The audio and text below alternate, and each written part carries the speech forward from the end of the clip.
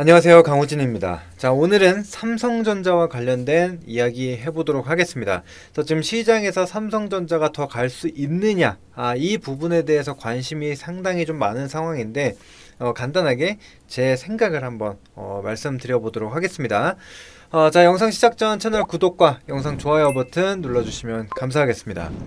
자, 진짜 시작하기에 앞서서 제가 늘 강조드리는 부분, 우리는 시장에서 관심을 받기 전에 미리 준비를 해서 재료가 공개되고 급등이 나왔을 때 우리는 편안하게 가져가면서 수익을 챙긴다.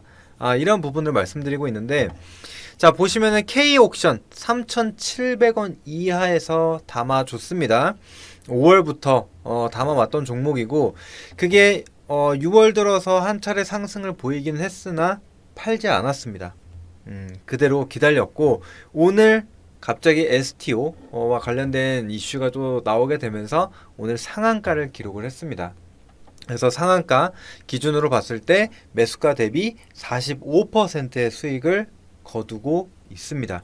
그래서 상한가에서 한 차례 지금 매도를 하고 또 남은 비중 가져가고 있는 상황입니다. 그래서 이런 식으로 우리는 올라갔을 때 이미 뉴스가 나오면 늦은 겁니다. 그래서 그 전에 담아서 뉴스가 나올 때 이렇게 편안하게 매도를 한다 생각을 해주시면 될 것 같고, 최소 지금 30에서 50%는 우리가 공략을 하고 갑니다. 기대 수익률 자체가 굉장히 높다라는 거죠. 그래서 이런 부분 기억해 주시면 되겠고, 추가적으로 또 정보 받아보고 싶으신 분들은 하단에 설명란에 이 텔레그램방 나와 있습니다. 그쪽으로 또 들어오시면은 정보들 나눠 드리도록 하겠습니다. 자, 그럼 이제 본격적으로 이제 삼성전자와 관련된 이야기를 좀 해보도록 하겠습니다. 자, 삼성전자 지금 최근에 상승을 보여주게 되면서 6만원 상단에 안착을 했습니다. 지금 오늘 같은 경우에도 6만원을 지켜주고 있는 상황인데, 자, 과연 어떻게 될 것인가? 이 부분을 좀 알아봐야 되는데, 자, 사실 여러 가지 이슈들이 좀 있었습니다만 우리가 생각하는 삼성전자가 못 갔었던 이유 상당히 좀 많죠. 삼성전자 무엇이냐면 HBM 3E를 엔비디아에 공급하지 못했다. 파운드리 적자 지속되고 있다. 수율이 안 나오고 있다. 사실 이 두 부분이 가장 큰 악재라고 볼 수가 있겠죠. 뭐 기타 여러 가지도 있겠지만 가장 큰 건 이 두 가지였습니다. 자, 그런데 그나마 지금 실적이 나왔었던 게 스마트폰이었거든요. 그래서 상반기 같은 경우에도 지금 스마트폰 지난 1분기에 지난 1월에 S25가 출시가 됐었죠. 그래서 이런 판매로 인해서 실적을 좀 받쳐주는 역할을 했단 말이죠. 그래서 이런 부분들이 있는데 그나마 요 부분을 조금은 완화할 수 있는 그런 내용이 나왔거든요. 자, 한번 보겠습니다. 기사를. 자, 기사를 한번 보시게 되면은 이제 삼성전자 엑시노스 2500 공개를 한다. 그래서 갤럭시 Z 플립 7에 이제 탑재를 한다라는 것이죠. 이게 오늘 밤에 나온 기사입니다. 그래서 이제 자사칩 첫 탑재 유력, 요 부분이 메인 포인트라고 볼 수가 있을 것 같아요. 그래서 상승을 위해선 뭐가 필요하다? 늘 명분이 필요하다. 명분이 필요하다라는 건데, 이것이 이제 상승 명분, 즉 모멘텀이 될 가능성이 있다라는 것이죠. 그 이유에 대해서 이제 살살 하나씩 살펴볼 텐데, 자, 삼성전자가 자사의 3나노 파운드리 공정을 통해서 양산한 이 모바일 어플리케이션 프로세서 AP 엑시노스 2500을 지난 24일에 공개를 했다. 그리고 다음 달 출시 예정인 폴더블 스마트폰 갤럭시 Z 플립 7에 탑재될 전망이다 라는 겁니다. 자, 그래서 요 아래 읽어보게 되면 자, 엑시노스 2500은 반도체 사업을 담당하는 DS 부문의 시스템 LSI가 설계하고 삼성 파운드리가 최첨단 공정인 게이트 올어라운드 기반의 3나노 2세대 공정에서 생산이 이루어진다라는 겁니다. 자, 그러면은 설계 부문 그리고 파운드리 부문 모두 다 수혜를 볼 수가 있다라는 것이죠. 자, 그래서 AP 같은 경우에 스마트폰의 두뇌 역할을 하는 반도체다. 즉 컴퓨터로 치면 CPU 같은 역할을 하는 거죠. 그래서 삼성이 3나노 공정을 적용해서 만든 이 스마트폰 AP는 엑시노스 2500이 처음입니다. 근데 지난 1월에 출시한 갤럭시 S25 탑재를 목표로 했으나 수율 문제로 양산을 연기한 바 있다. 즉 파운드리의 수율이 뒷받침이 안 됐다라는 겁니다. 근데 이번에 이렇게 생산을 해서 갤럭시 Z 플립 7에 탑재를 한다는 것은 수율이 올라왔다라고 판단을 할 수가 있겠죠. 그죠? 자, 그래서 뭐 하단에는 뭐 이런 부분에 대한 거고, 뭐 이제 성능에 대한 거, 뭐 크게 의미가 없고요. 그래서 일단은 중요한 거는 여기 이제 탑재가 유력한 것으로 알려져 있다. 그래서 보면은 그동안 갤럭시 플립 폴드 시리즈에 퀄컴의 스냅드래곤 칩셋을 탑재를 해왔다 라는 거거든요. 근데 지금 추가적으로 얘기가 나온 게 뭐냐면은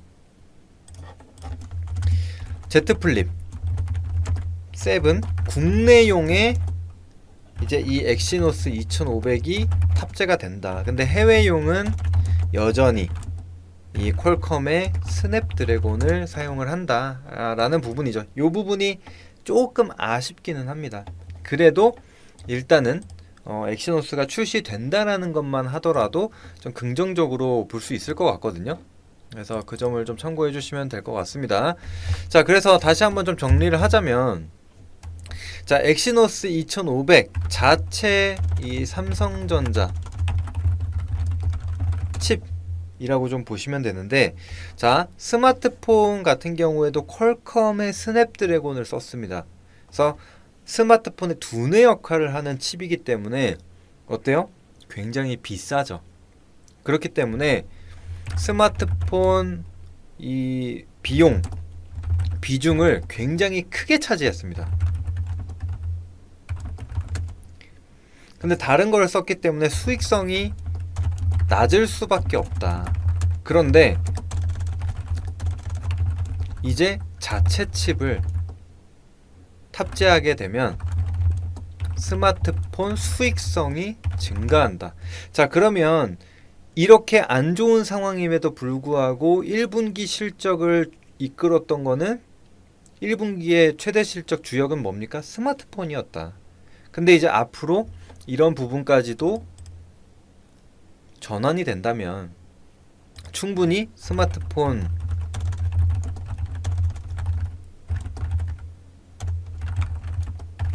증가할 수 있다 라는 부분이고요.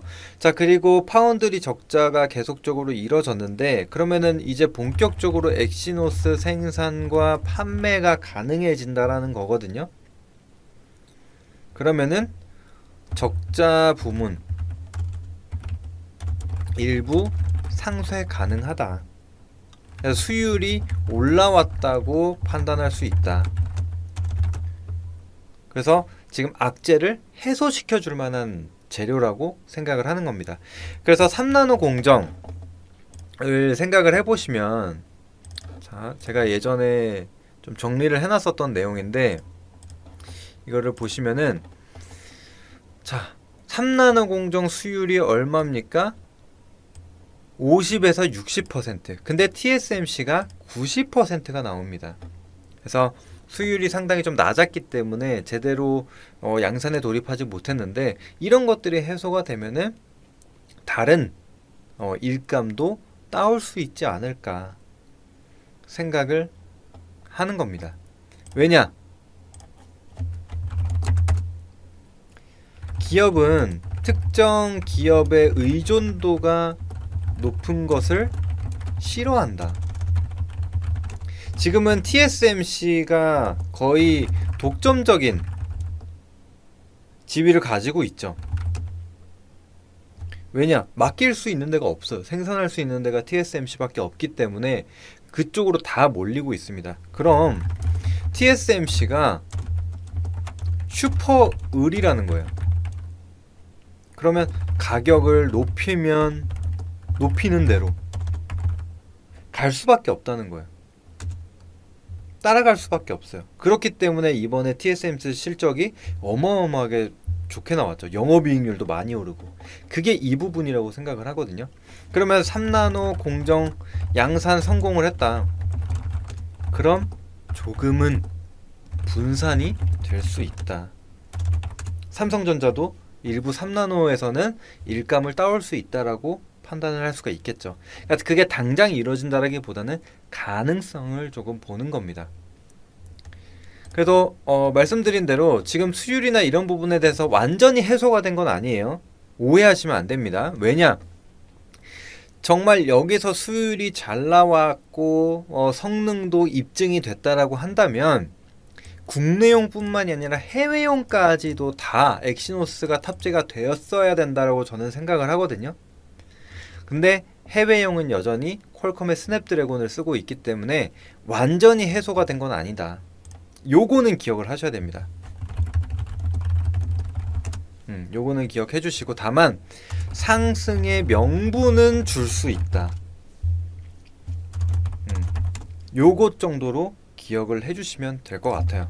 그래서 이전에도 말씀을 드렸지만 지금 상승 모멘텀, 이제 HBM4를 공급을 하느냐, 엑시노스가 출시가 되느냐, 요런 부분에 있었는데 하나 정도는 해소가 될 수 있다. 상승 모멘텀으로 작용할 수 있다. 이렇게 생각을 해주시면 좋을 것 같고요. 자, 그리고 지금 시장 굉장히 좋기 때문에 결국에는 수급으로 움직이는 부분들이 좀 있거든요. 그래서 수급을 무시할 수가 없는데, 자, 삼성전자 최근 수급 동향입니다. 최근 흐름을 좀 보시더라도 6월 들어서는 그래도 꽤나 순매수가 많이 들어오거든요. 물론 중간에 700만 주가 넘게 매도가 된 적은 있지만 외국인 기준으로 그래도 어제 600만 주, 오늘 거의 200만 주 외국인이 순매수를 보여줬다라는 거예요. 그거는 큰 의미를 뜻한다 라고 좀 볼 수가 있겠죠. 기관 같은 경우에도 금투에서 들어오게 되면서 200만 주 넘게 들어왔고요. 자, 이런 수급을 기반으로 주가가 어떻게 움직이고 있느냐. 자, 현재 6만원을 넘고 61,300원을 기록을 하고 있습니다.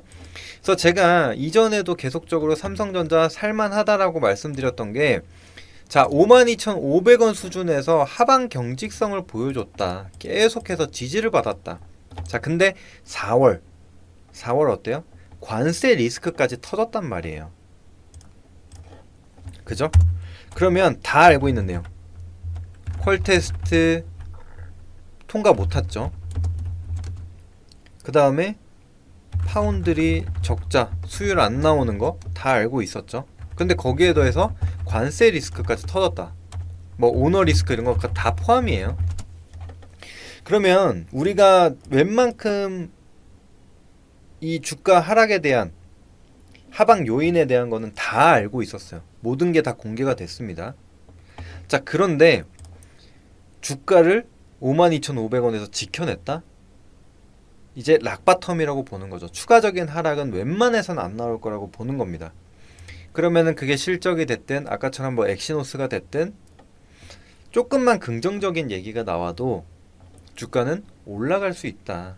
근데 다만 지금 6만원이 벽이다 라고 말씀을 드렸었어요. 그래서 차라리 이 박스권 안에서 매매를 하자, 이렇게 말씀을 드렸는데, 자, 드디어 이제 6만원을 돌파를 했고, 지금 보시면은 요 검정색 선이 241선입니다.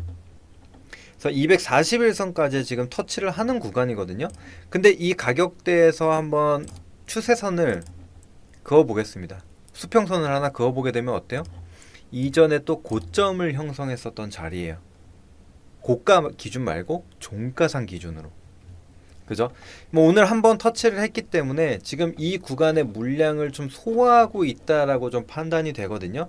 그래서 앞서 말씀드린 이런 엑시노스라든지 이제 파운드리에 대한 개선 이런 기대감을 싣게 되면서 조금은 더 올라갈 수 있지 않을까. 외국인 수급도 들어오고 있는 상황이기 때문에 결국에는 코스피가 지금 뭐 3,300까지 혹은 3,400까지 밴드를 좀 열어두고 본다 이런 얘기들을 많이 하고 있는데 그걸 도달하기 위해서는 적어도 삼성전자가 지금 당장 7만원, 8만원을 얘기하자는 게 아니고 적어도 뭐 요 정도까지는 열어두고 봐야 되지 않을까.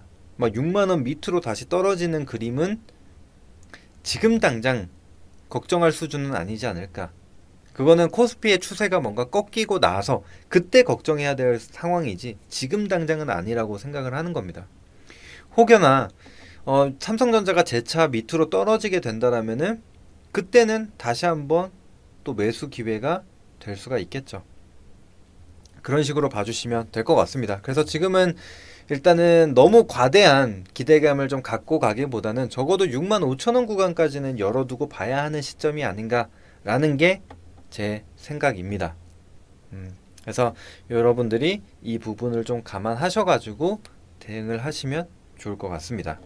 그래서 이렇게 간략하게 오늘 삼성전자 지금 어떤 상황인가 또 앞으로의 전망은 어떤가 살펴보는 시간 가져봤습니다. 자, 여러분들 도움이 되셨다면 채널 구독과 영상 좋아요 버튼 눌러주시고 추가적으로 정보를 좀 많이 받아보고 싶다 하시는 분들은 공유방까지도 들어와 주시면 되겠습니다. 지금까지 시청해 주셔서 감사합니다.